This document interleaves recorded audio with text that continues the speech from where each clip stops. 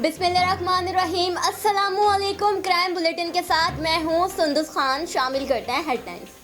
गुलशन Maymar police station की कार्रवाई। 3 डकैत शहरी से लूट मार कर रहे थे। डकैतों ने पुलिस को देखते ही फायरिंग शुरू कर दी।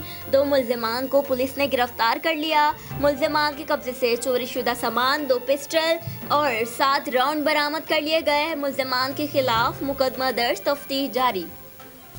दादू में घरेलू नाचाकी पर शौहर ने बीवी को कत्ल कर दिया। मकतूला के 2 बच्चे थे। बीवी के कत्ल के इल्जाम में मकतूला का शौहर अब्दुल्ला सुमरो को गिरफ्तार करके तफ्तीश शुरू कर दी गई। सिंझोरो एसएसपी सांगड़ के अहकामात पर सिंझोरो पुलिस का जुराइम के खिलाफ क्रैकडाउन। मंशियात फरोशों के खिलाफ कार्रवाई। 2 मुल्जिमान को गिरफ्तार कर लिया गया।